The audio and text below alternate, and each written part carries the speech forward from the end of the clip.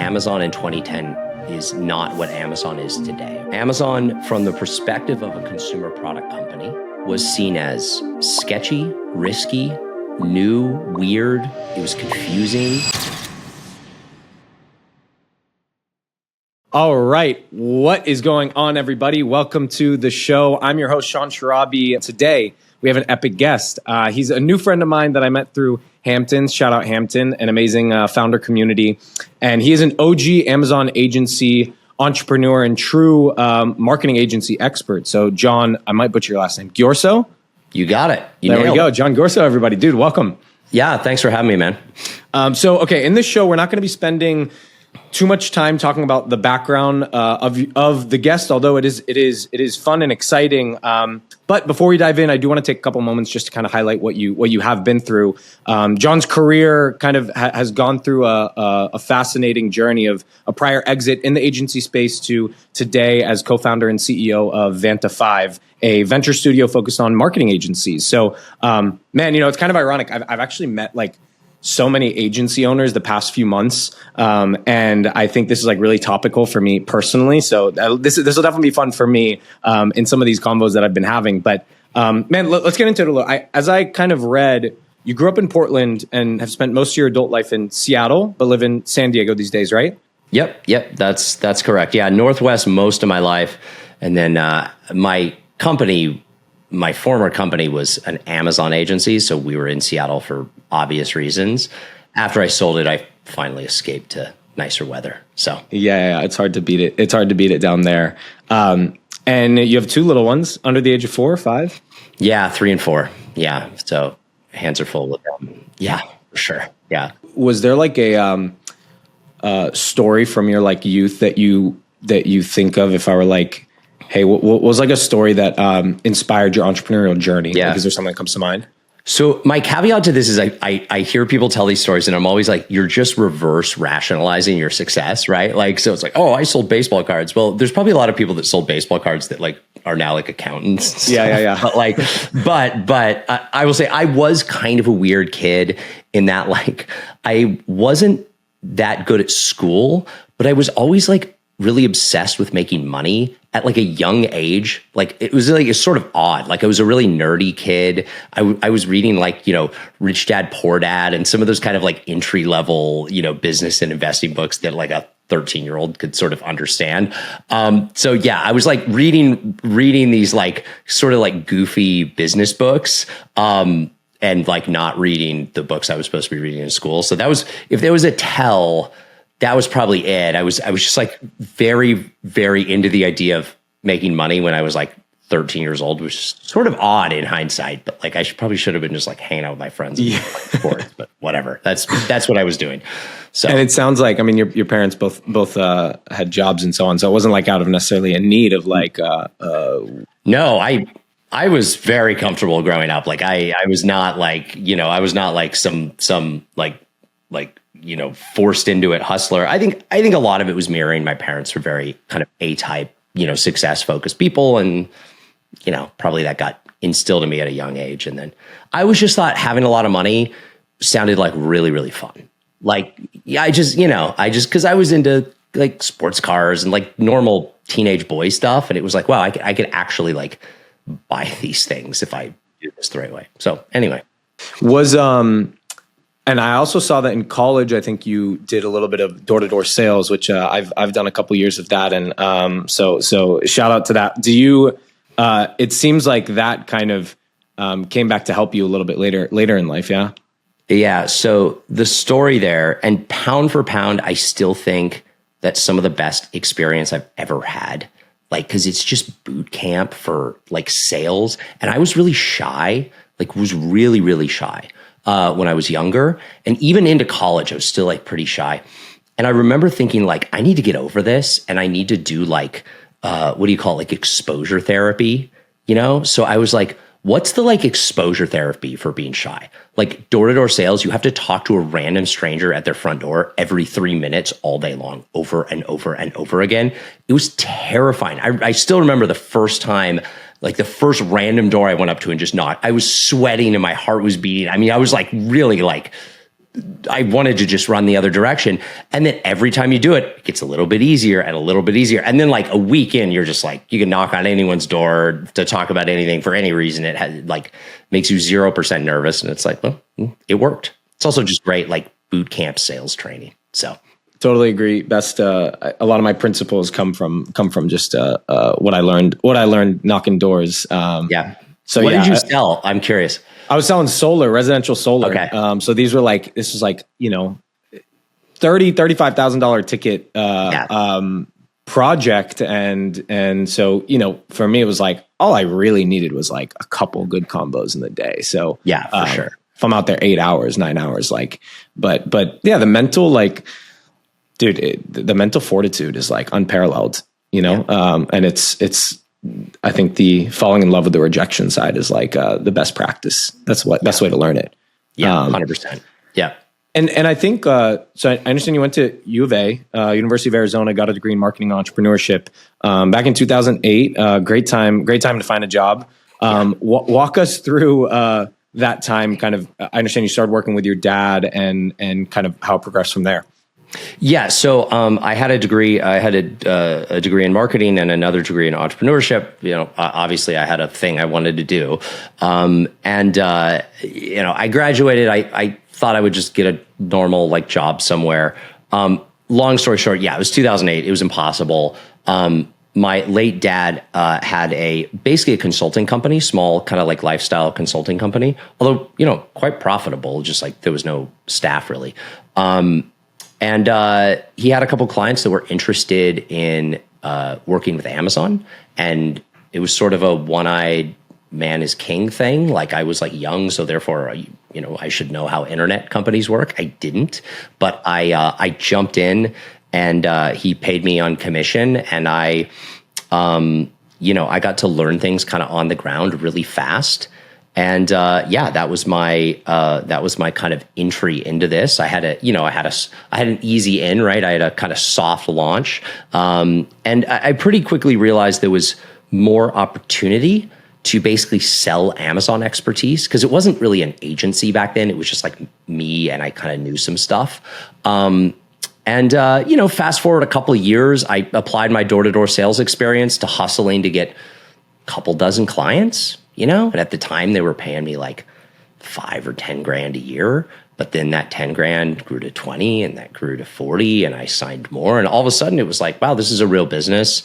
Bought out my dad, and I had an agency and went from there. And what this was, correct me if I'm wrong, this was the kind of this was the birth of Orca Pacific. Correct. Yeah, it was the genesis of, most agency founders are accidental agency owners. Very few people are like, I'm going to go start 100-person marketing services firm. Like most people are like, they're a consultant, and they're like, they leave their job and they're like, I could make more money doing this myself. It goes well. They're good at what they do. They hire an assistant. They sign more clients. They hire another person, and they're like, oh, wait, this is an agency now. And then they kind of go from there. And that was my experience. Yeah, and this so full service kind of Amazon agency, and yeah, as I understood, peaked out kind of at 100 people, 8 figures, and was really dialed in on like basically crushing it in Amazon and staying really focused there. Was that when did you guys kind of reach that peak of the business? Was it shortly before the exit in 2020, or was it you'd kind of been there for some time? So it was, we grew it very quickly between 2016 and 2020. The first chapter of the business, that like 2008 to 2010. So let me just say 2010, because that's when it really became like an agency. 2010 to 2016, I kind of ran it as a lifestyle business. It was very profitable. I was making a lot of money for, being in my 20s and having a 12-person company, right? Like it was great. Around the 2016 period, I could tell things were going to start to get crowded, right? I remember literally back in the day, there were like 5 competitors, and I knew all of them. There's 3,000 now. If you go on Clutch and you search Amazon agency, there's 3,000 names. I literally remember there were like 5, and I knew all the founders. And by, fast forward 5 years after that, now there's like 100 and everyone's jumping in, big companies, the holdcos are starting to spin up divisions. There's all these little consultants. So you're getting squeezed from kind of both sides. And it was like, okay, I need to like make this a real company, or I'm going to get like crushed. And so I did, and I decided, I both need to accelerate and professionalize the business kind of simultaneously. So, we were 7 figures, like, we were 2 million and then 2.5 and 3 and 4. And like, that was kind of the lifestyle run. And then we went from about 5 to 15 in about a 4-year period of time. And we eventually, I think, got it after we sold it up to around 20. But yeah, that was kind of like this. I think of it, that company in sort of like 2 main chapters, sort of lifestyle and then like real company, quote unquote. Yep. And I kind of love the, I had the sale to Media Monks and stayed on for some years. It sounded like 3 to 4 years. Thought you were going to like do this thing that people talk about, which is like retire, and realized that like some people just can't.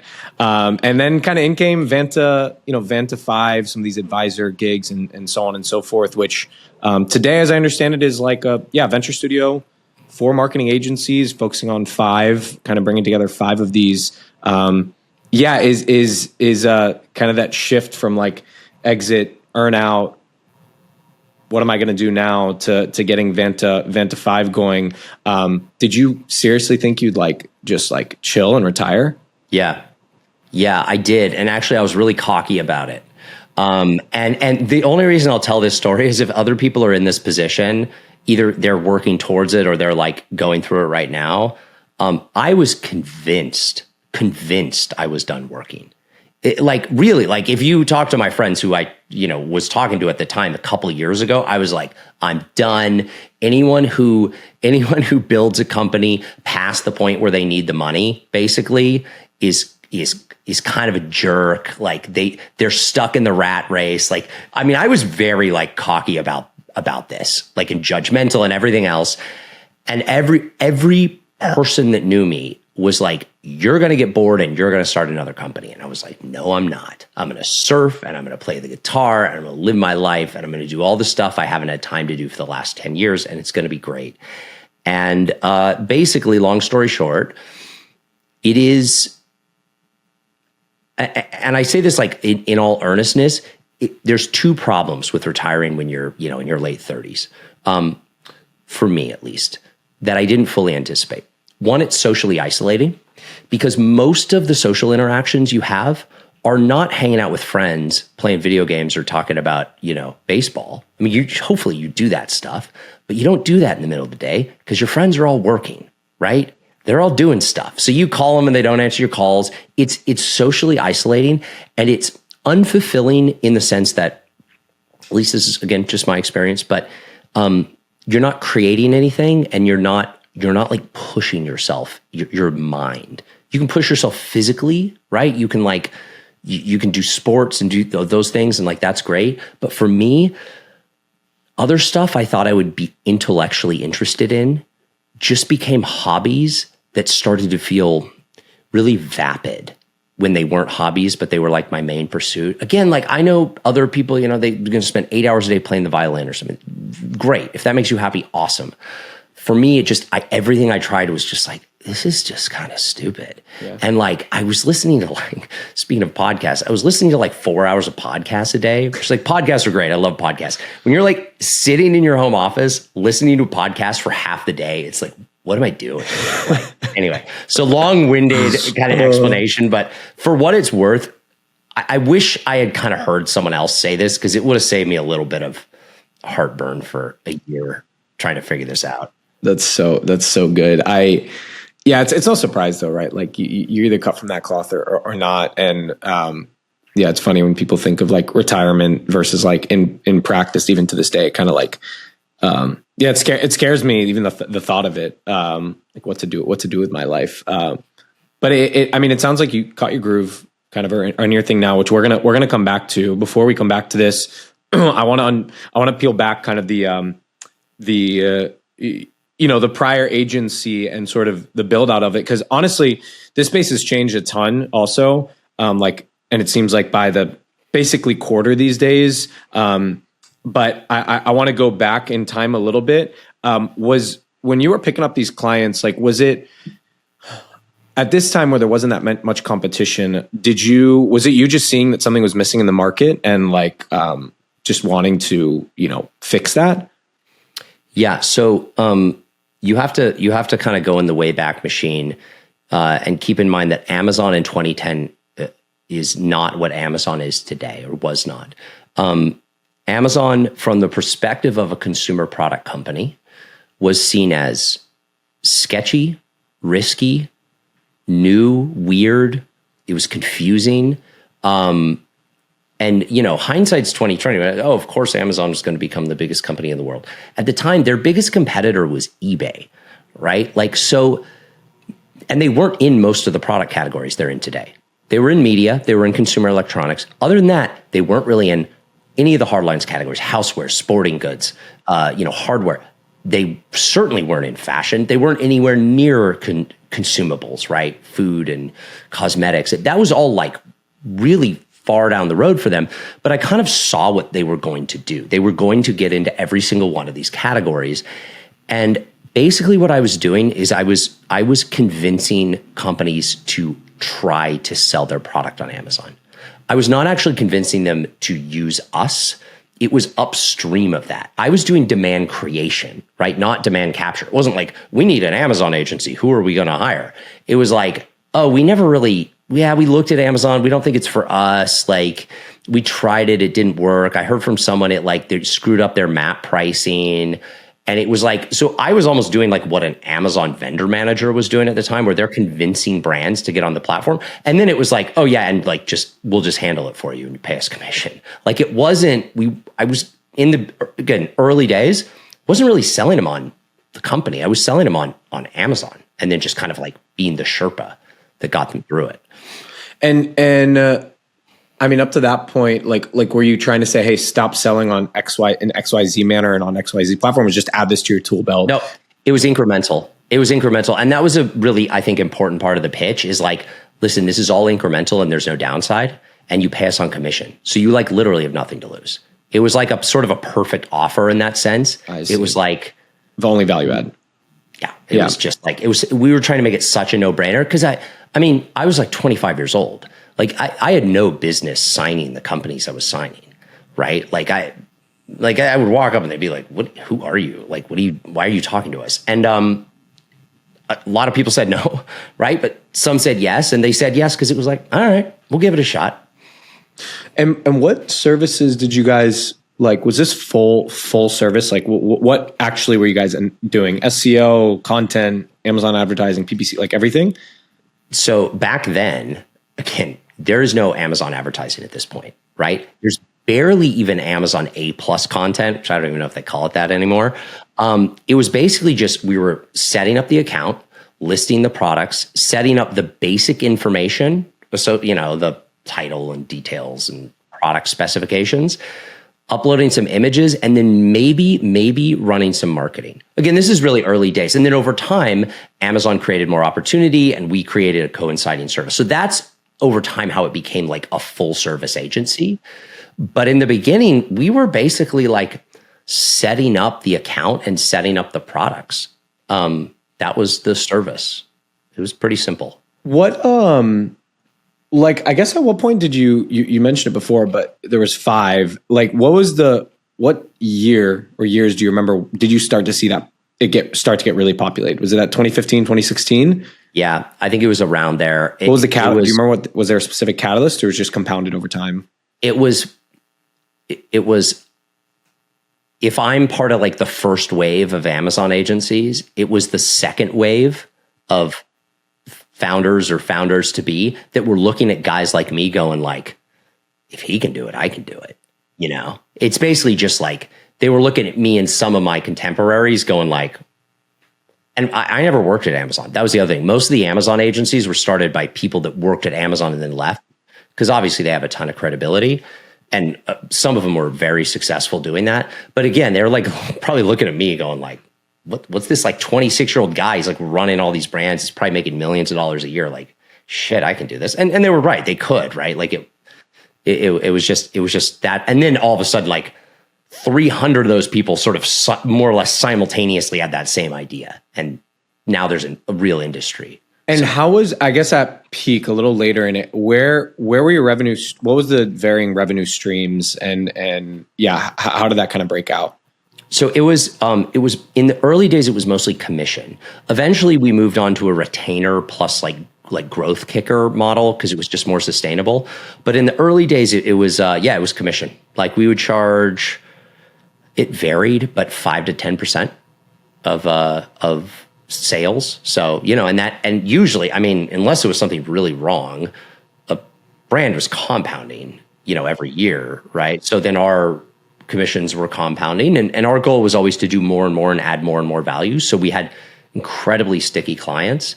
I don't think I lost a client in the first 7 years, which is, I think, because we were good, but also, again, because like there's like only 4 alternatives. So, Did you start to lose a lot later, or it was marginal here and there? And if so, like what was causing that? Not a lot, but we did. I remember the first client I ever lost. It was like so shocking to me, which now in hindsight, it's like, yeah, it's part of the deal, right? Like clients come and go, it's fine. I mean, it's not fine after a certain level, but like a little bit of churn is just part of the deal. But it was so like shocking and I took it like so harshly because it was just like, oh my God, I didn't know this could happen. I think if I really try to be objective and zoom out, could we have done things better? Yeah, certainly. But I think churn was just because it was getting more competitive, right? And there were more competitors hitting up brands, it's the grass is greener thing. Like, oh, we could do this and this and this. And it's like, well, it's hypothetical when someone's telling you they can do something versus like, you sort of know. And there's a lot of, and this is any agency, there's a lot of stuff that happens on Amazon that's actually out of anyone's control. It's not in the control of the brand. It's not in the control of the agency. And, you get blamed for it sometimes. And it's part of the deal. That's fine. You also get credit for stuff, frankly, that probably you didn't really do, you lucked into. So it cuts both ways. But like sometimes there's just a bad scenario. There's a bad year. They need a scalp and it's yours. I really think it's important though for agency founders, for what it's worth, to embrace this concept of it's always your fault. So I'm sort of speaking from like a rational business perspective, but from a mindset perspective, I actually think it's really important to go like, it's always our fault. Like there's always something, we could have done something better, something we could have, tried harder. We could have taken a different approach. We could have formed a better relationship. Cause like, that's the type of thinking that keeps churn low. If you start going like, the client was a jerk or there's nothing we could do, or it's out of our hands, you're screwed if you think that way in a service business. So yeah, it's extreme ownership, I think, as a principle is critical, right? What have you like? So when the team was bigger, and you might have this concept, how tactically did you get the entire company to kind of maintain and hold that type of mindset?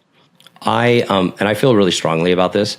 I created a value system, which was my value system, right? And mine and my executives who'd been with me a long time. It was our sort of shared personal value system.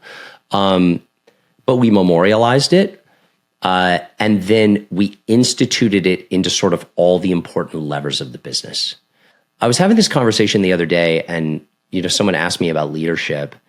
And I think one component of leadership, maybe it's not the only thing, but one component of leadership is institutionalizing values, right? Because you can like get up on a table and give a great speech and like that's cool. Maybe you should do that from time to time, but that's like direct communication. And when you're running an organization of any size, you can't directly communicate all the time with everyone that works for you. It's impossible.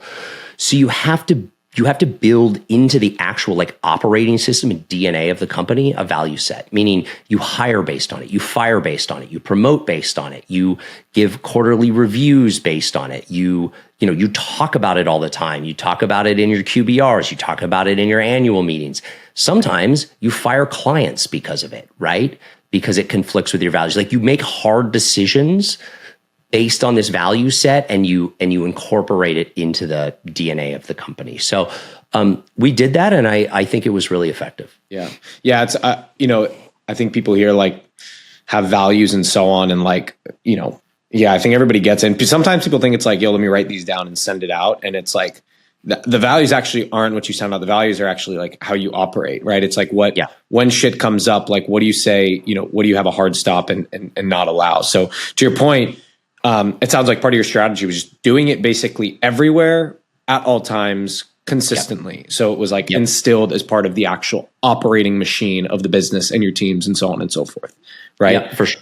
Yep. Yeah. There's people can, I think especially like rank and file employees can be really cynical about this stuff. And I get it because they probably worked at a company that had like, one of our values is integrity. And then their boss was like lying about shit, and they're like, what? Okay, whatever. This is all BS. Like, no, it's just like stupid corporate double speak nonsense. And like, they're right. A lot of the time it is, right? It's just a thing that you write on the wall and then no one ever thinks about it or does anything about it. So that's why it's the action behind it. You're right. It's not just like the words themselves. So one of the things I was curious is in a prior interview, you kind of talked about going from this phase, like an initial phase to a later phase. I call that first phase like a no stuff, do stuff phase, where it sounds like you guys were in this 3 to 4 million. And then there's like becoming a real systematized business, which you have to do at when you guys were 12 million.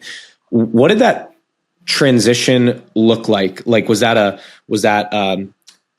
something on the staff side? Whoa. Just had these explosions on my thing. I think the thumbs up got it going. Yeah, it did. Was that elements on the staff side? Was that like a focus on SOPs? Was it what we're talking about? Culture standards? Like what did that actually look like making that transition? What'd you actually do? Yeah, it was a lot of work and it never ended. That's the thing. Once we started systematizing the business, because we were also growing, like you can kind of like create a system at 5 million and then it sort of like breaks at 10. So you like then re-engineer it and the market changes. It really was like, it never ended. To me, there's like two really big buckets of sort of systematizing or operationalizing. There was systematizing growth and then there was systematizing delivery. And growth, sales and marketing, right? Like go to market. Lots of thoughts and things I sort of, figured out along the way. And then same with delivery.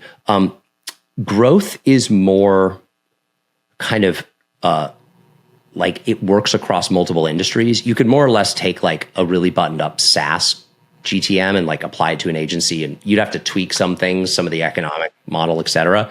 But like it kind of works. Like systematizing delivery is really specific to agencies because it's just like really weird, like nuanced things you have to figure out when you run a business that is like functionally taking a bunch of people and like stitching together their work in different ways and kind of like packaging it up and selling it. Because it's really easy to lose money in an agency.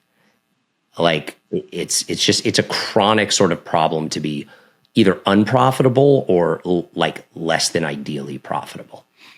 And do you think that comes to just a well, I guess why do you think that happens? Is it just over hiring? Is it lack of proper data tracking? Like combination? It's a combination, but usually it's because so unprofitable agencies are unprofitable almost always because they have a gross margin that's lower than it should be or delivery margin that's lower than it should be.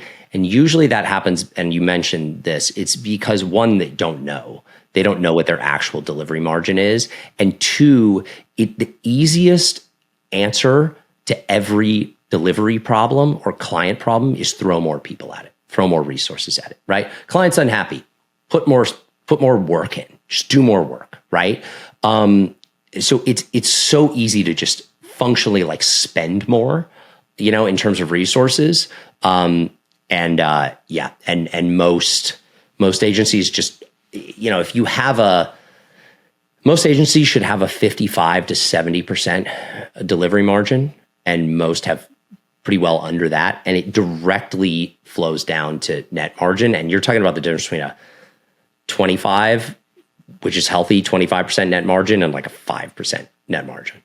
So unpack the data side a little more for me. What were the, I guess, two parts to this. One, what were the main KPIs that you focused on to really measure the success of the business? But almost maybe more importantly, like what do you think are the data points that get overlooked that should be focused on more and kind of tell the are the early indicators of where things might be going in the wrong direction in the future?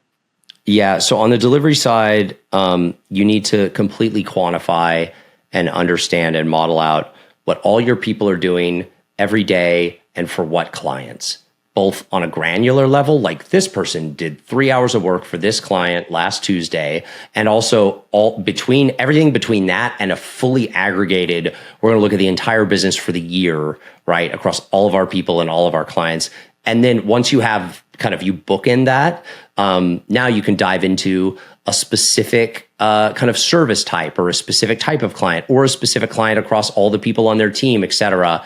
And that's how you both manage and also understand what's happening from a delivery profitability standpoint.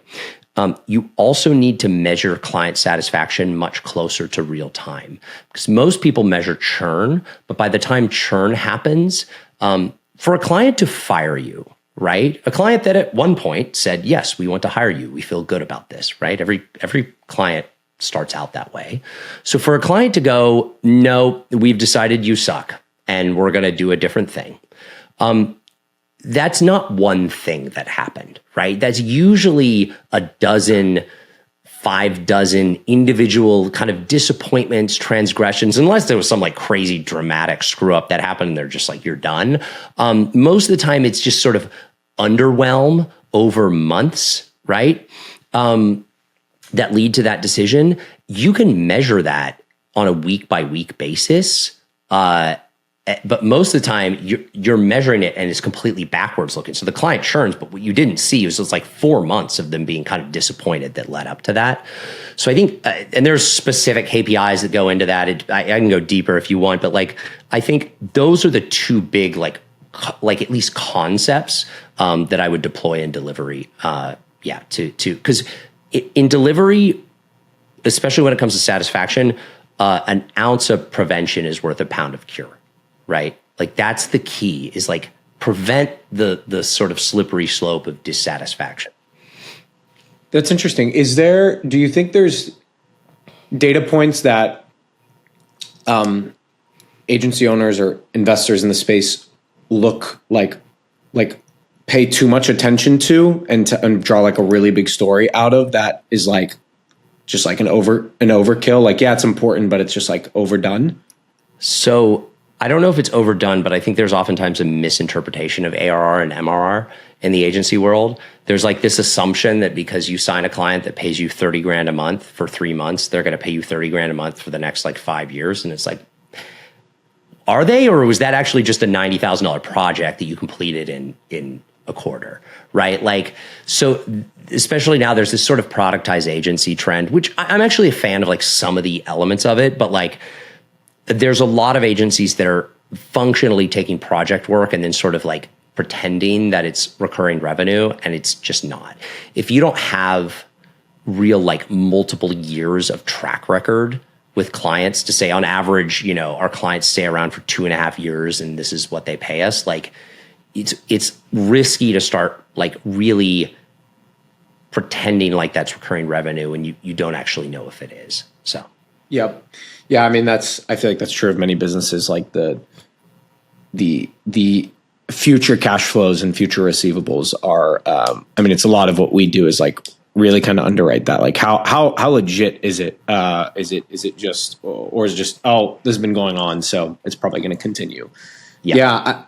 So if you're looking at an agency, what you mentioned it on the margin side, but yeah, what cost structure, like what did your guys' cost structure look like? And maybe a better question is like, I mean, you guys performed well. So what do you think cost structure should look like? And has that changed over time, or you think that's still kind of true today? I think most agencies, so I'll give you specifics, but in general, I think most agencies spend too much on delivery and not enough on growth. So I think I'm trying to remember like at scale, because it's more kind of useful at scale, at like 10 million plus. I want to say we were spending like of the revenue, I think we were spending 50% on delivery, 40 to 50% on delivery. And then I think we were spending about 20 to 30% on growth, and then like 5% on like back office stuff. I don't know. Am I doing that math right? Yeah, I think we had a 25% net margin. So I think that's about right. Where most agencies spend like 60% on delivery. And then they spend like 5 to 10% on growth. And they're about the same on back office stuff. But that's to me, the mismatch. Because what happens is you have then in that case, you have just a fundamentally less profitable engine, like the actual business of delivery of what you're selling. And then you're under indexing on growth. So you kind of like the worst of both worlds if you do that. And that's a lot of agencies do that. And then they get super stuck as a result. What, man, the biggest thing that goes to my head when I think of these is like where is this going? Like, I feel like, and maybe it's, maybe you can kind of tie in what you're doing these days, but like, I look at kind of these big six, right, holdcos, and I was just looking at it before we hopped on. I'm looking at their performance the past 10 years, and it's like, basically 2 out of them over the past 10 years are down. One is flat, and the others are like maybe a little bit up, but your IRR is maybe a 1% or something. Yeah. Like where do you see this world going? So and at risk of sounding like an AI hype guy, and so I've really been in this, right? I was in this world at the sort of like at a $1 billion holdco disruptor, right? So a real scaled agency as an executive. Now I'm back in it building these small agencies from scratch. AI is really going to be potentially an extinction level event for a lot of agencies, if not incredibly disruptive. Most agencies are not prepared for the level of disruption that AI is already creating, and that's only going to accelerate in the coming years. The entire industry is going to get radically transformed. Even the idea that we call something like an agency and it's this sort of like understood, like kind of like model that's been around for 40 years, more or less, in 10 years seems unlikely to me. Like there's going to be this wild kind of merging of software and SaaS and services and all that wrapped up with the deployment of AI agents and other kind of automation and internal systems. It's going to get, I'm still like struggling to fully kind of like project this out in my mind's eye, but I'm doing it right. And I'm starting to kind of understand what the future looks like. What I know for certain is it's going to look very different than it has. What's interesting about agencies is that the domains they're in have changed constantly, right? Like through all these different technological waves. But the actual like structure of the business has remained the same roughly for 50 years. I mean, there's been some changes. There was a sort of the holdco phenomenon that was like, picked up steam over, 20 years and then sort of like plateaued a bit. But like mostly like an agency is kind of like, it looks like it looked 50 years ago in terms of like, we have these people in delivery and then account people and salespeople. And like, we have some technology that we bring in to support what we do. They're kind of like, it's been the same forever. Just like restaurants have more or less looked the same for 100 years, right? It's not going to look that way 5 years from now. It's going to be really different. Is there when you look at the different deliverables that agencies have, is there certain verticals, like what verticals do you think are going to be totally flipped inside out? And what verticals do you think are maybe going to be less impacted, or maybe everything will be impacted just in different manners? Everything will be impacted at different, and I think what will happen is on different timelines, right? Like, because AI is not going to disrupt every kind of domain simultaneously at the same speed, but it will eventually disrupt all of them in the same way. It's just like different industries will undergo different accelerations and change, different periods of time. Performance, creative, SEO, web dev, consultancies, like go down the list. They all fundamentally take human expertise and human work, and they package it up and then they sell it to clients, right? Like that's what they all do. And they all do it with pretty similar sort of economics. The human effort is going to get radically transformed by AI agents, and not even just agents, but already existing like AI systems. And then the human expertise, I think, is the trickier one, because genuinely there are some things that human beings so far have been very good at and AI has been very bad at. And I don't know if we'll see a world in which AI actually captures the expertise component of this. So I'll give you a very specific example here to kind of demonstrate this. Take an agency that does copywriting, right? So most copywriting can be done with AI. We've all played with chatbots. It's pretty good out of the box. If you prompt engineer it and really know what you're doing, it's very good. But if a copywriter's like in a silo in a cubicle just writing copy all day, like they're kind of in trouble. That being said, there's an element of strategy and taste and understanding culture, and like, AI can write really well, but it's cringy oftentimes, right? Well, what does that mean? Why is it cringy? It's cringy because it's not actually connected to a human being and to like taste and culture and understanding. So that is still very much like a human thing. And I don't see AI disrupting that really anytime soon, maybe not ever. And then there's the stuff where you connect, like there's a salesperson that has to talk to a client. There's a client service person that needs to understand the client's broader context in business and all of that. But that being said, I would say 70, 80% of the work in any given agency will be disrupted by AI. And then like 20% of the work will still be done by humans.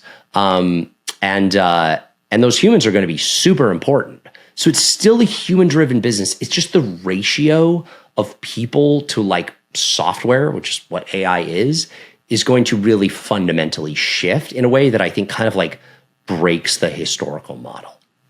What would you? Let's say you're an agency. You're pulling together multiple. So, but like if you're an agency out there and you've been doing this thing, you got a couple million revenue and so on. Where would you be? Like, how would you be focusing your time to not be left in the dust? Yeah. So I think I did a LinkedIn post about this the other day, but I think every agency is an AI agency. And what I mean by that is like, every farm is an automation driven farm, right? Like there's no farm that's like, we don't use tractors. We don't believe in tractors, right? Like it just it makes no sense.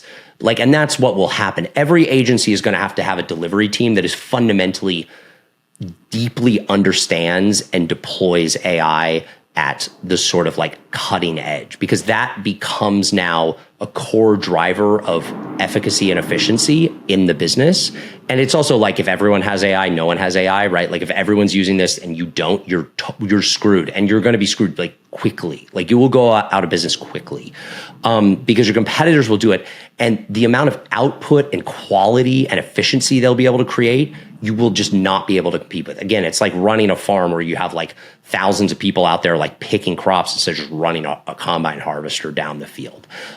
You'll never be able to compete. So to give you a practical answer though to your question, I think it's paramount that both leadership and frontline employees deeply understand how to use AI in their workflows. right? Not like, oh, like I play with ChatGPT and I like kind of understand it philosophically. You really need to understand how to use it. I think agencies should be building customized deployment of AI, whether they're training their own models or they're, stitching together a bunch of different workflows with off-the-shelf tools, but like building something that is not proprietary in the sense that it's like deep like code necessarily, but proprietary in the sense that it's like custom built stuff that makes you more efficient and effective. And then you have to be, and this is, I think, really for leadership. Leadership has to really understand where the puck is going. This world is moving so fast that they have to be testing new tools constantly, understanding, like agentic is the big thing this year, right? Like for a good reason, like understanding this stuff, playing with it, having, internal experts that really, really deeply understand it. But it's not something that you can just have like an AI guy. Like it needs to be woven through the DNA of the business, because if it's not, like it's just, I literally think it's game over.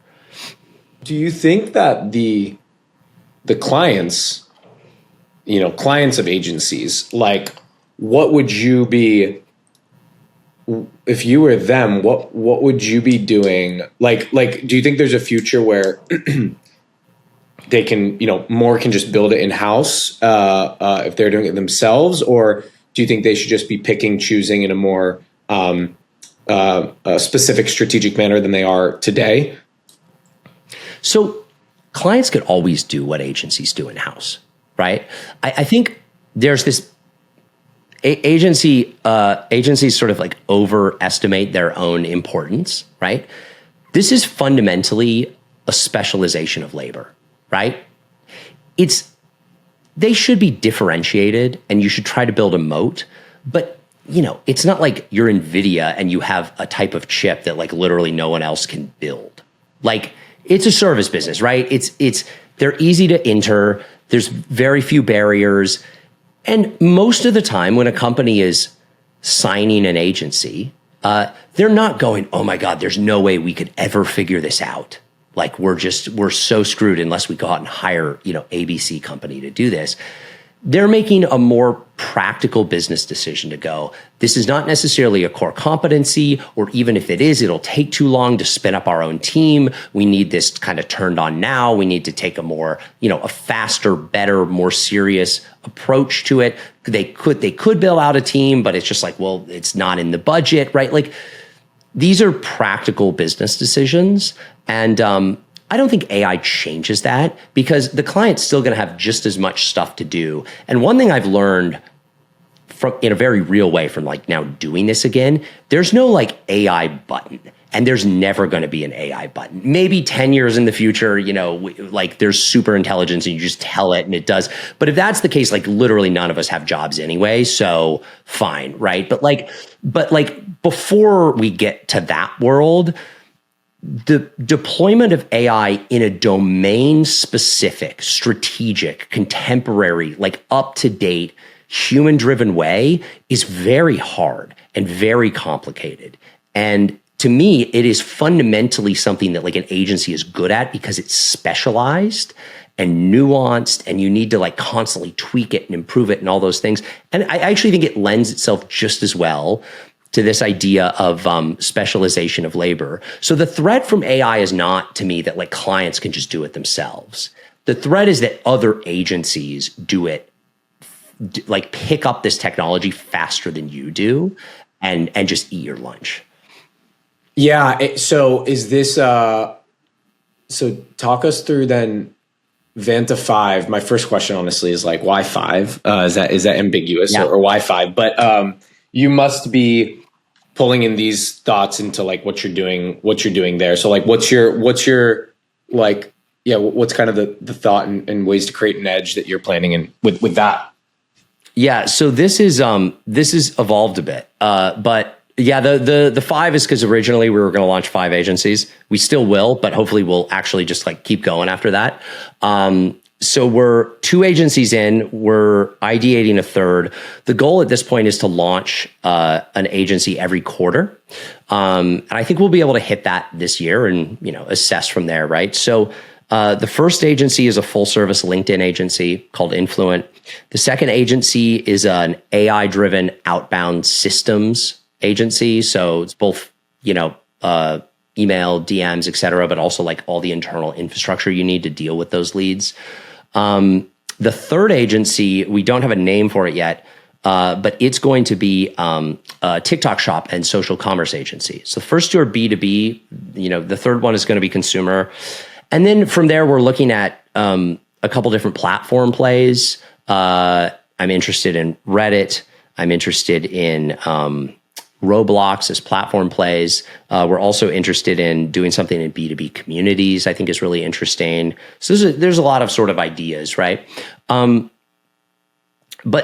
all the agencies share kind of while they're very different domains, right, and different clients and different ICPs, they all are going to share more or less the same operating model and kind of philosophy behind them, which is a lot of the things I've already sort of touched on, right, applied to these businesses. They are all going to be AI agencies, right? They're all going to be, like, of course, really smart people, great service mindset, deeply strategic, tons of domain expertise, contextual, like, there's absolutely a layer of people that are non-negotiable, but underneath that, we want to create a tremendous amount of efficiency and output using AI automation and systems and agents. So, the more I get into this and the more I do it, the seed of each agency, the idea behind it, is based on this idea that most change and innovation and disruption and kind of economic value is created as a result of technological sort of evolution, right? What happens is technology changes something, improves something in the world, and consumers are pretty quick to adapt that, right? Use Orca as an example, right? The sort of like Amazon phenomenon that happened over the last 20 years, right? There's this thing called the internet. The internet's getting more efficient, more cost effective, bandwidth is improving, et cetera. Jeff Bezos builds a company to sell every product on earth on the internet. And by the way, you can ship it fast and you can sell it for cheaper and it's more convenient, right? So what happens, tons and tons of customers go, yeah, I want to do that. And they're quick. Like, customers are not stupid. They're quick. This applies to consumer and B2B, and they adopt new behavior really quickly.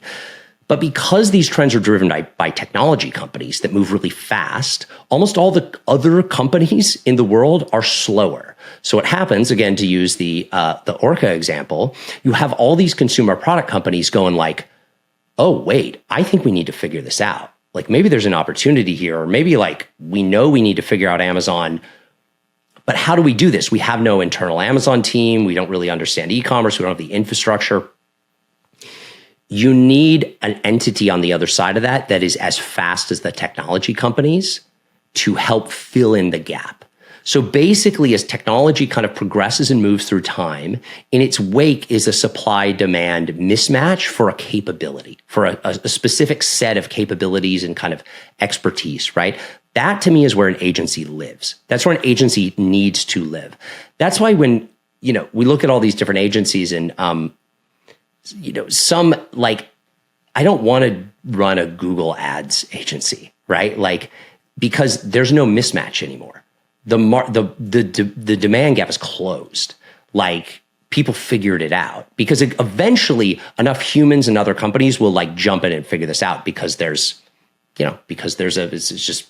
it's just a free market, right? There's an opportunity. So people jump in and then that opportunity closes. So what I'm interested in is starting agencies that project out the future, understand where that supply and demand mismatch is going to live over time, because it kind of moves through time, and then jump into one of those and then keep innovating. So you kind of stay very close to the cutting edge in the wake of that technological and consumer behavior change. Yeah. No, I mean, you're really basically talking about, how to, I think the core of a business, right, is like solving a problem and staying like agile enough to like stay ahead of the trends. And that really comes down to taking a very thoughtful approach of where is it today and where is it heading, and how do you kind of leverage this technology to like actually create, actually have, develop a moat and have an edge. Yep. Yeah, that's super interesting, man. I appreciate you sharing all this. I want to be respectful of your time, so I have a couple kind of closing ones for you. One, is there anything else that you're passionate about that you kind of didn't touch on here that you want to like take some time to emphasize? I mean, like I surf and I have hobbies and I do other stuff, right? Like I'm not just like a business robot, but I will say, to be honest, like you probably tell, I'm pretty fired up about this. Like I missed it. I'm super happy I'm back in it. It's, the agency game is funny, right? Cause it's kind of like a lot of people's first businesses. They're easy to start. Like sometimes I'm like, oh, I should go start a tech company or something, right? But like what I love about agencies is you can just do stuff. Like because it's a people-driven business, right? You don't have to like, oh, we wrote code for this product for like 6 months and then launched it and like it sucks or we have to change it or we need another like roadmap. You can just do stuff. You can just make it happen. So anyway, no, I mean, like, I love being in this world. I'm fascinated. The world's going to get so interesting over the next 5 years. There's this period of time. I don't know if you felt this way. Maybe it was just where I was at, but like 2015 to like 2022 was like kind of boring. It was like all the big companies, like the tech companies that were, that are around today were sort of like they existed, right? It was the Web 2 thing. Uber and Amazon and Google and like all these, it's like, it's cool, but like, it was just sort of like a little bit better version of what it was the year before. And now we're entering this real new like Renaissance era. And stuff's going to get wild. And, Sam Altman, love him or hate him, but I think he's a bit of an optimist, which I like. He basically said now is the best time in human history to start a business because of the democratizing effect of AI. And I think that's right. Like I look at some of these young founders that I'm working with, and like you can just make stuff happen now. You can literally just do it. Yeah, you can just go do it. It's like it's pretty wild. So anyway, it's been a lot of fun. Cool. Hell yeah. Kind of last couple for you. What is you have 2 kids. What is the most important principle that you think, what's the most important principle in your opinion to teach your kids? The single most important principle? I know there's many. I'm going to cheat and give you 2. I think a real intrinsic desire to be a lifelong learner, like a natural curiosity that little kids actually always have, and then they just get like beat out of them over time. So trying to like keep that, and then tenacity, just not letting shit keep you down, just overcoming, which is just part of life. And the better you are at that, the better you're going to do. So I love it, man. This has been epic. I appreciate your time. I'm stoked for what you got going on. Where I know you're pretty active on LinkedIn. Is that the best place for people to follow along and find you? Yeah, that's my home base. I tried to make Twitter work and gave up. So LinkedIn is my one and only social media platform. So, I think there's only one of me, so I should be easy to find. Awesome, dude. Well, John, appreciate your time, man. And looking forward to staying up to date with this and seeing where it goes. Yeah, thanks so much for having me. Cheers, brother.